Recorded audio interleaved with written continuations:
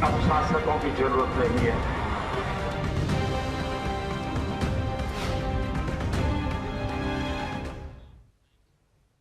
आगे कुआं पीछे खाई, जी यही स्थिति है बीजेपी की। इस खास पेशकश में आप सभी का स्वागत है और आपके साथ मैं हूं सुषमा पांडे।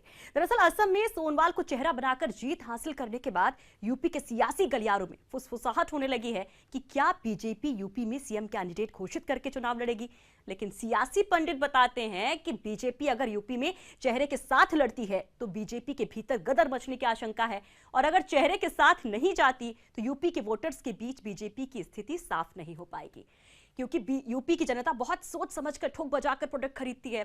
और दूसरा पहलू यह भी है कि अगर विरोध होता भी है तो बीजेपी विरोध को दबाना भी खूब जानती है, क्योंकि वो टाइम भी आपको याद ही होगा जब नरेंद्र मोदी को चेहरा बनाया गया था तो कितना विरोध हुआ था और विरोध और विरोधियों को कैसे किनारे किया गया था। अब बीजेपी को यूपी में ऐसा चेहरा चाहिए जो सर्वमान्य हो यूपी की जनता के बीच भी और यूपी के नेताओं के बीच भी, जो ना बाहरी हो ना भीतरी हो। ऐसा कौन सा चेहरा है, उसी चेहरे को तलाशने की कोशिश करेंगे।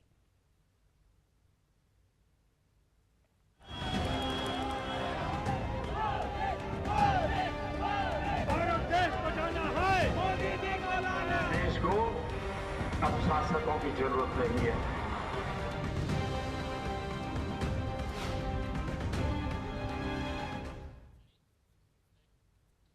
लेकिन सबके बीच खास बात ये आपको बता दें कि बीजेपी के प्रदेश अध्यक्ष ने केशव प्रसाद मौर्य ने कहा कि असम की तर्ज पर यूपी में चुनाव लड़ा जाएगा, जीत हासिल की जाएगी। क्या वो तर्ज है, क्या स्ट्रेटेजी है, क्या चेहरे के साथ सामने आएंगे, कौन सा चेहरा होगा, इस पर बात करेंगे अपने सभी गेस्ट से। लेकिन सबसे पहले आपको सुनाते हैं कि क्या कुछ कहा था केशव प्रसाद मौर्य ने। भारतीय जनता पार्टी जैसे आसाम के अंदर जीती वैसे उत्तर प्रदेश के अंदर जीतेगी, और उत्तर प्रदेश निश्चित तौर से आसाम के तर्ज पर ही हमने जीतने की तैयारी की है, और राष्ट्रीय नेतृत्व का भी एकदम स्पष्ट निर्देश भी है, संकल्प भी है कि हम जिस प्रकार से आसाम को जीते वैसे यूपी को जीतेंगे।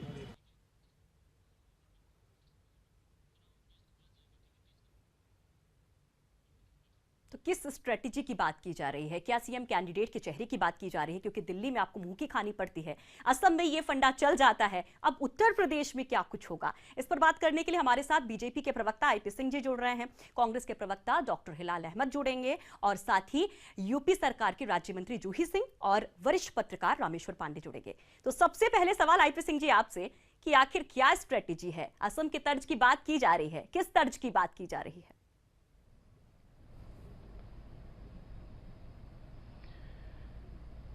देखिए, बहुत साफ है कि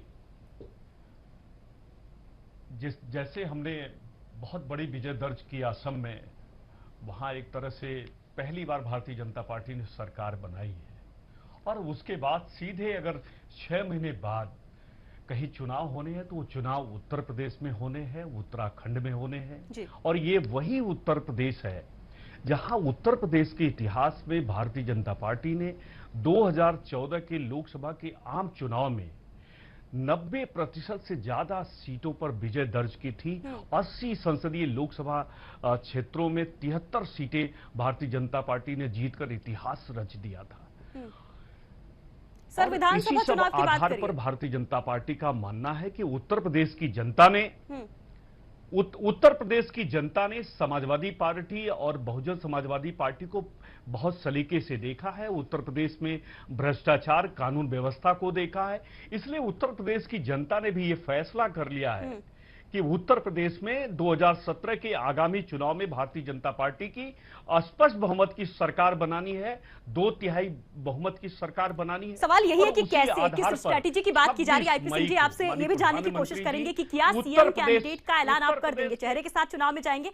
और हमारे साथ सपा की भी मेहमान हमारे साथ हैं, उनसे भी बात करेंगे कि कितनी मुश्किल यहाँ पर सपा के लिए नजर आती है। कांग्रेस की बात करेंगे, कांग्रेस मुक्त भारत की बात कही जा रही है, असम के बाद बीजेपी का ये नारा और बुलंद हो गया है।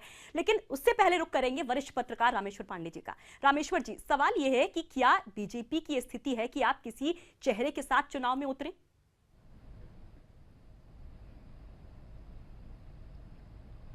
देखिए, उत्तर प्रदेश में बीजेपी की यह स्थिति नहीं है कि वो फिलहाल मुख्यमंत्री पद का कोई चेहरा घोषित कर दें। 4-5 नाम बार बार सामने आते हैं। असम और उत्तर प्रदेश की तुलना नहीं की जा सकती। असम में भाजपा कुछ खोना नहीं था, भाजपा ने लगातार मेहनत की थी और भाजपा को पाना ही था, और इसलिए अनटेस्टेड चेहरे वहां थे। अब जो चेहरे आएंगे असम में उनका परीक्षण होना है, लेकिन उत्तर प्रदेश में सारे चेहरे जिनके नाम आ रहे हैं उनका परीक्षण हो चुका है, चाहे राजनाथ सिंह हो, चाहे कल्याण सिंह हो, स्मृति ईरानी का कभी कभी नाम आ जाता है, लेकिन कुल मिला के ही 4-5 नाम आते हैं। उत्तर प्रदेश में अब आज की तारीख में कोई नया चेहरा ये गढ़ नहीं सकते, और जो पुराने चेहरे हैं उनको उतार नहीं सकते, उसके समीकरण पता है। मुझे हैरत हो रही है कि भाजपा अध्यक्ष ने इस तरह का बयान दिया है। अभी न तो अमित शाह ने उत्तर प्रदेश की रणनीति पर कुछ कहा है, न यहाँ के प्रभारी ने कहा है, और न कहीं से आया है। और अगले महीने इनकी बैठक होनी है राष्ट्रीय बिल्कुल कारिणी की, जिसमें वो ये फैसला करेंगे। लेकिन भाजपा अध्यक्ष ने बयान दिया है तो मेरा ख्याल है कि वो कुछ ज्यादा ही उत्साहित है, क्योंकि चेहरे की खोज बिहार में यह सही है कि असम के चुनाव ने और चुनावी जीत ने भाजपा के कार्यकर्ताओं की निराशा को बहुत कम किया है, बल्कि उत्साहित कर दिया है। बिहार के चुनाव के नतीजों के बाद जो हतोत्साहित हो गए थे कार्यकर्ता, वो निराशा छटी जी बिल्कुल। है। रामेश्वर जी, आप यहाँ पर रोकना चाहूंगी। बात यही है कि कहीं ना कहीं मनोबल बढ़ा है बीजेपी का, और कांग्रेस के लिए काफी दिक्कत हो गई है। एक और सूबा आपसे छिन गया है, एक और राज्य आपसे छिन गया है। डॉक्टर हिलाल से बात करेंगे। हिलाल साहब, आपकी मुश्किल बढ़ गई है। असम की जीत के बाद उत्तर प्रदेश में कहीं आपका बिल्कुल खात्मा ना हो जाए, जो कांग्रेस मुक्त की बात कही जा रही है, ऐसा ना हो कि आपका सुपड़ा साफ हो जाए विधानसभा चुनाव में, लोकसभा की तरह।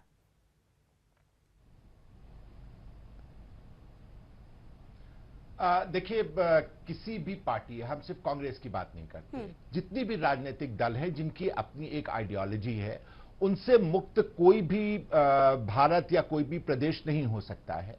हाँ, ये जरूर है कि असम में जो हम हारे हैं उसका हमको कष्ट भी है, उसकी चिंता भी है, और उसकी चिंतन भी चल रही है। निश्चित रूप से हमसे गलतियां हुई हैं जिसकी वजह से इस प्रकार का हुआ है। ये बात भी ठीक है कि 15 साल का एंटी इनकम्बेंसी था, लेकिन उसके बावजूद भी अब क्योंकि बराबर जगहों के ऊपर रिपीट हो रहे हैं, तो इस वजह से वहां पर होना चाहिए था, परंतु कहीं ना कहीं गड़बड़ी हुई जिसकी वजह से ये हुआ है। रही बात भारत मुक्त की, तो आप को एक बड़ा छोटा सा आंकड़ा जल्दी से देते चले कि कुल 822 सीटों पर इलेक्शन हुआ, जिसमें से अगर हम भारतीय जनता पार्टी की बात करें तो 60 सीटें असम में, और बाकी जितने इनके विधायक हैं वो एक में क्या नैनो में स्थिति है सर, ये जानना चाहते हैं, क्योंकि आप बिल्कुल खत्म हो चुके हैं उत्तर प्रदेश में। पीके आते हैं, पार्टी को खड़ा करने की बात कहते हैं। आपसे बात करेंगे आगे। रुक करते हैं सपा की नेता का। जूही सिंह जी भी हमारे साथ है। जूही जी, मुश्किल बहुत है बीजेपी और बीएसपी। बीएसपी जिस तरह से बीजेपी पर निशाना साधती है, कहीं ना कहीं वो कॉम्पिटिटर बीजेपी को मानती है, आपको किनारे कर दिया गया है।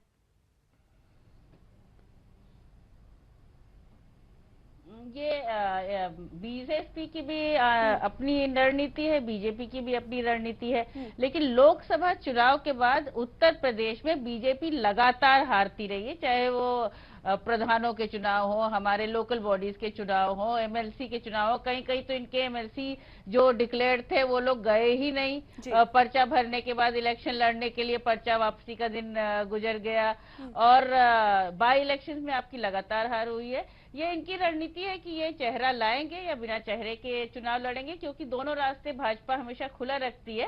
कहती है कि हम संगठन के हिसाब से चुनाव लड़ेंगे, हमारी एक आइडियोलॉजी है, विचारधारा है, और समय लाने पर चाहे वो दिल्ली में हो, आप जरूर एक चेहरा लेकर आते हैं। असम बहुत छोटा राज्य है, असम से कैसे हौसला अफजाई हो गई, कैसे आपने सोच लिया, आपकी खुद हार हुई है। तमिलनाडु को आप देख लें, पश्चिम बंगाल को आप देख लें। यानी कि सपा का मानना है कि पश्चिम बंगाल में एंटी इनकम्बेंसी फैक्टर नहीं चला, बीजेपी का कोई जादू नहीं चला, तमिलनाडु में नहीं चला, और यही उम्मीद यहां पर यूपी में भी सपा लगाकर बैठी है।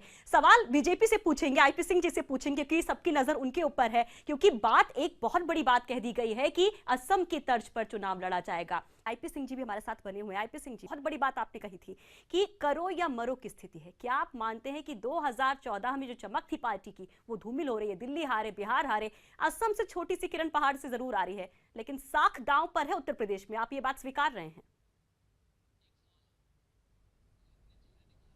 देखिए, ये दो जो हार हुई उसकी चर्चा सुषमा आप भी करते हैं, पूरी मीडिया करती है, लेकिन दिल्ली हम सर हार हारे, का जिक्र भी लेकिन जरूरी है क्योंकि तीन हार बातें एक सबक कांग्रेस की देती है। सरकार क्या आप ये नहीं मानेंगे? सब सवाल ये खड़ा होता है, उस हार का टिकरा हमारे ऊपर फोड़ा जाता है। हम 3 चुनाव उससे पहले भी दिल्ली में हारे थे। किसके ऊपर फोड़ेंगे टिकरा? अगर हमारी हार है तो हम फेल हुए हैं, उसमें नीतीश किसी और कुमार को ने जिम्मेदार नहीं ठहरा समझौते सकते कर सर। लिए, जब वो लालू प्रसाद यादव के साथ चले गए तो राजनीतिक दल के नाते हमें चुनाव वहां लड़ना था। ठीक है, हम वहां पिछड़ गए, लेकिन हमारा मत प्रतिशत भी बिहार में बढ़ा था।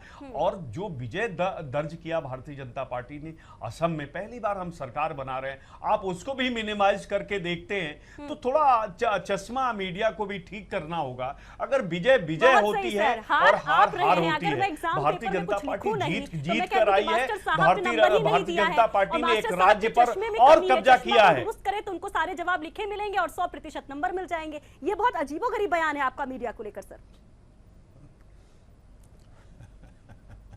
नहीं, बिल्कुल। देखिए, सवाल ये खड़ा होता है कि आप उस बिहार के चुनाव की चर्चा करते हैं, आप दिल्ली के चुनाव की चर्चा करते हैं, लेकिन हम हरियाणा पहली बार जीते उसकी चर्चा आप बिल्कुल नहीं कर रहे हैं।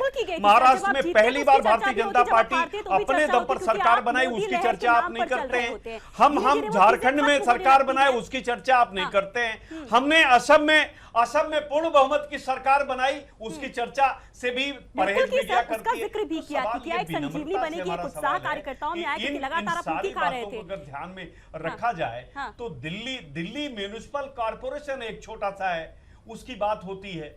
बिहार में तो आपने क्यों कहा कि डू और डाई की स्थिति है? करो या मरो की स्थिति है। उत्तराखंड में इन्होंने क्या किया? उत्तराखंड में कभी आपके पास बहुमत नहीं था, आप 34 सीट जीत कर आए। सुन लीजिए, आपने क्या किया? 2012 में जब लोकतंत्र के मूल्यों को ताक पर रख देखिए दिया। सवाल, आप 34 कांग्रेस 34 सीट जीत कर आई थी, हम 33 सीट चलिए जीत कर आए थे। दूध का दूध पानी का पानी हो गया है। उत्तराखंड में सब कुछ क्लियर हो गया है, अब स्थितियां सामान्य हो गई है। उत्तर प्रदेश को लेकर के आपने जो स्टेटमेंट दिया था, आपका ही बयान था कि करो या मरो की स्थिति है। आखिर ये क्यों कहा आपने? यही तो समझने की कोशिश कर रहे हैं हम। सुषमा जी, बिल्कुल। देखिए, डेढ़ दशक होने जा रहे हैं और समाजवादी पार्टी और बहुजन समाजवादी पार्टी ने उत्तर प्रदेश को लूटा है। उत्तर प्रदेश की जनता कराह रही है, यहाँ जंगल राज है, उत्तर प्रदेश जल रहा है। अभी जिस बुंदेलखंड की चर्चा बहन जूही कर रही हैं, उस बुंदेलखंड में 4.5 साल में 3600 लोगों ने आत्महत्या की है। पिछले 1 साल में 317 लोगों ने आत्महत्या की है। पिछले 1.5-2 सप्ताह में 5 किसानों ने आत्महत्या की है। सवाल ये खड़ा होता है कि समाजवादी पार्टी जूही जी कुछ कहना चाहती हैं। जूही जी कहिए। हाँ, मैं ये कहना चाह रही हूँ कि इनका जो पशुपेश में आईपी सिंह जी हैं इस समय, तो इन्होंने तो एक समय पे मायावती जी को भी चेहरा बना लिया था, तो हो सकता है वो तो आप भी मिलके लड़ी है उनके साथ। हमने श्री काशी राम जी के साथ आपने सरकार बनाई है, सरकार चलाई है। यहाँ तीनों दल बैठे हुए हैं, सबने मायावती जी के साथ लड़ाई लड़ी है। हो सकता है चेहरा वही उभर के आ जाए जब कार्य समिति की बैठक हो। अंदरूनी पशुपेश है, अंदरूनी निर्णय है, तो आईपी सिंह जी और भाजपा सोच देखिए, अभी आजमगढ़ में दंगा हुआ, 12 हरिजनों के घर जला दिए गए। 12 हरिजनों के घर जला दिए गए। वहां एक समुदाय विशेष के लोगों ने घरों को जलाया, मारा पीटा। उसके बाद में मायावती ने चेहरे की बात हो रही थी कि पार्टी का चेहरा कौन होगा। आप लोगों को यहाँ पर रोकना चाहूंगी। फिलहाल वक्त एक छोटे से ब्रेक का, लेकिन ब्रेक के बाद बात करेंगे जो चेहरे हम लगातार दिखा रहे हैं, जिनका पॉजिटिव और नेगेटिव पॉइंट्स दिखा रहे हैं, कौन किसको कितना सशक्त मानता है, जानने की कोशिश करेंगे छोटे से ब्रेक के बाद।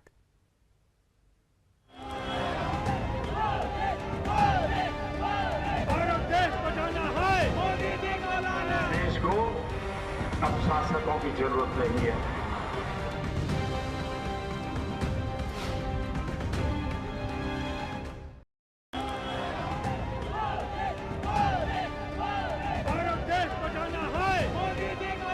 देश को अब शासकों की जरूरत नहीं है।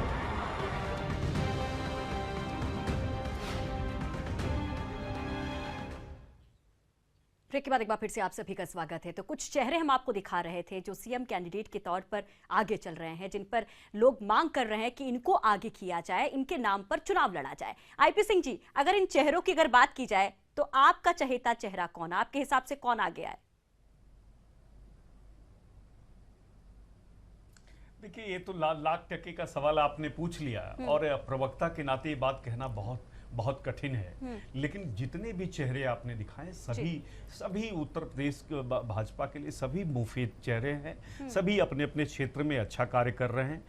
अगर राज्यसभा और लोकसभा के अंदर स्मृति ईरानी, तुलसी जी को देख लिया जाए तो मायावती की आंखों में आंखें डालकर अगर कोई जवाब देने की स्थिति में था तो वो स्मृति तुलसी जी थी। उसके बाद देखे आउटसाइडर इनसाइडर की बात कर रही है। मायावती जी की पूरी शिक्षा दीक्षा दिल्ली में हुई। उसके बाद वो आज भी 365 दिन में 360 दिन वो दिल्ली में रहती हैं, हवेलियों में रहती हैं, लोगों को बुला लेती हैं, पिकनिक के हिसाब से वो लखनऊ कभी कभी आती हैं और घर के आसपास की सड़क आज भी धुली जाती है, उस पर कारपेट बिछाई जाती है, उस कारपेट पर वो चलती हुई मीडिया के सामने मुखातिब होती हैं और शाम को उनका एयरक्राफ्ट जो प्राइवेट एयरक्राफ्ट आता है चार्टर प्लेन, उसमें बैठकर वो फिर दिल्ली की हवेली में समा जाती है। आपका फेवरेट चेहरा कौन? देखिए राजनाथ सिंह जी भारत के गृह मंत्री हैं, उत्तर प्रदेश के मुख्यमंत्री रहे हैं, उत्तर प्रदेश की मिट्टी में पले बढ़े, किसान परिवार में पैदा हुए, किसान नेता हैं और निश्चित रूप से 2007 में आप चुनाव हारते हैं उत्तर प्रदेश में, उन्हीं के नेतृत्व में राष्ट्रीय अध्यक्ष होते हैं। उस वक्त नाकामी भी काफी जुड़ी है। आपका चेहरा कौन सा, चहेता चेहरा, बस ये जानना चाहते हैं। आईपी सिंह का कौन फेवरेट है यहाँ पर, किसको चाहेंगे आप? मैंने कहा ना कि सुषमा जी, ये जितने चेहरे दिखा रहे हैं इसके साथ 1 दर्जन और भी चेहरे हैं। अरे सर, आप घबरा के सभी चेहरे हमारे लिए प्रिय हैं। कोई पूर्व मंत्री रहा है, कोई पूर्व मुख्यमंत्री रहा, कोई राज्यपाल है, कोई विधायक है, कोई सांसद है। ये सभी चेहरे हमारे चेहरे हैं और ये सब जगह 403 विधानसभा क्षेत्रों में ये सभी चेहरे लड़ेंगे। और जब भारतीय जनता पार्टी को सरकार के गठन का समय आएगा, उस समय जो विधायक मंडल दल बैठेगा वो तय करेगा कि कौन चेहरा होगा। अभी सर, वो सब चीजें दूर की है, व्यक्ति विशेष की हम बात कर रहे थे, आईपी सिंह की बात कर रहे थे, लोकतांत्रिक पार्टी है, आप मंच पर हैं, आप बताइए आपका फेवरेट कौन है? पर उत्तर प्रदेश के जनपद सहारनपुर में वो जनता से, चलिए अब आप यही बताइए, सियासी बातें करने लगे और यही सियासत की एक बहुत खूबी होती है कि बातों को किस तरह से घुमा दिया जाता है कि आप समझ नहीं सकते। चलिए हिलाल साहब का रुख करते हैं। हिलाल साहब, अगर इन चेहरों की बात की जाए तो किस चेहरे को आप सशक्त मानते हैं? आपकी नजर में कौन सशक्त है? कार्य समिति होने जा रही है, आप समझ सकती हैं कि भाजपा के लिहाज से हो गया। आईपी सिंह जी, हो गया। हिलाल साहब से सवाल है। जी सुषमा जी पूछें फिर से। आपके लिए, आपके हिसाब से कौन सशक्त चेहरा, आपकी मुश्किल कौन बढ़ा सकता है इन चेहरों में? अब ये मत कहिएगा कि कोई मुश्किल नहीं बढ़ा सकता, इस बात आप इसको मत देखिए, सियासी जवाब नहीं, हम देखिए कोशिश करते हैं, नहीं बिल्कुल नहीं, हम कोशिश करते हैं। बीजेपी के चेहरा आप पूछ रहे हैं। माननीय नरेंद्र भाई मोदी जी का अगर होगा तो वो राजनाथ सिंह साहब को यहाँ का चेहरा बना करके, उनको शहीद करके मूक दर्शक जो एक बना हुआ है उसके अंदर भेज देंगे। हमको ऐसा ही लगता है कि माननीय मोदी जी जो है वो राजनाथ सिंह साहब को अपना चेहरा यहाँ का बनाना चाहेंगे, शहीद होंगे और जो उन्होंने एक मूक दर्शक मंडली बनाई है उसके अंदर भेज देंगे। जूही सिंह जी, आपकी बारी, कौन आपकी मुश्किल बढ़ा सकता है? हमारी मुश्किलें कोई नहीं बढ़ाएगा। नहीं, ये सियासी बयानबाजी मत करिए मैम, आप जानती हैं कि हर नेता का अपना आधार होता है, अपनी समीकरण होते हैं। नहीं, मैं जी इन सब नेताओं में हमारी मुश्किलें कोई नहीं बढ़ाएगा, भाजपा भी हमारी मुश्किलें नहीं बढ़ाएगी। लेकिन जो चेहरे आप दिखा रही हैं, मैं बिल्कुल ऑनेस्टली कहूंगी कि अगर कोई भी किसी पार्टी को थोड़ा भी चैलेंज दे सकता है तो दिनेश शर्मा जी का जरूर एक जनाधार है। मोदी बढ़ाएंगे दिक्कत? दिनेश शर्मा जी का जरूर एक जनाधार है। मोदी दिक्कत बढ़ाएंगे? मोदी जी कहाँ आएंगे? सभा करके चले जाएंगे। माननीय प्रधानमंत्री है, उनको देश देखना है, उनको उत्तर प्रदेश से मतलब क्या है, चलिए, ठीक है। ना बजट रामेश्वर में पांडे ना जी उत्तर हमारे साथ प्रदेश हैं। की रामेश्वर जी, समस्याओं से अब सब कुछ सभाएं वो लिखा, जरूर सब कुछ बात करेंगे। की, सियासी स्मृति बयान जी भी भी सुनिए। बहुत सारा लेकिन- पार्लियामेंट में बोलेंगी जिसका कोई कंटेंट नहीं है। जी रामेश्वर जी। जी, आपने सब कुछ सुना, सभी नेताओं को सुना, स्थितियां भी आप आप देख रहे बोले, हैं। मैं- आपके हिसाब से अगर इन चेहरों की बात की जाए तो कौन सबसे सशक्त नजर आता है बीजेपी के लिए? देखिए, पहली एक बात जो मुझे कहनी थी, मैं आईपी सिंह साहब से बहुत विनम्रता से कहना चाहूँगा कि मीडिया पर आरोप लगाना थोड़ा कम करें। उसके चश्मे को मीडिया हर जगह जहाँ जो दिक्कत दिखाई ये है पड़ता सर, है सियासी वो कहता पार्टियां है। मीडिया पे ठीक दूसरे उन्होंने इसके पहले एक बात कही थी, मैं उनको कुछ लेख दे दूंगा, वो बतौर ये मैं स्टेट हेड भाजपा के सभी शीर्ष नेताओं से बहुत करीब से जानता रहा हूँ।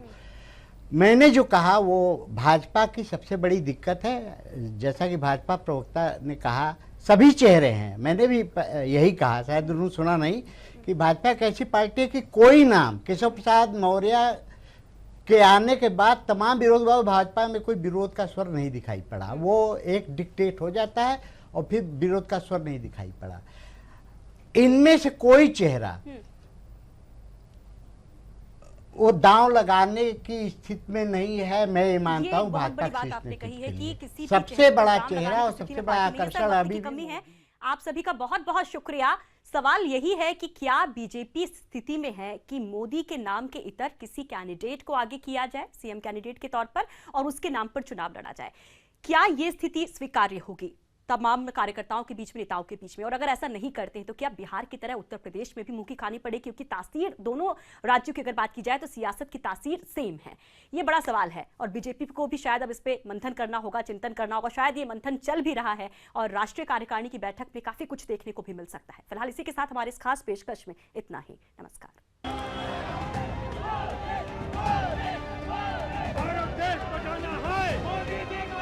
देश को अब शासकों की जरूरत नहीं है।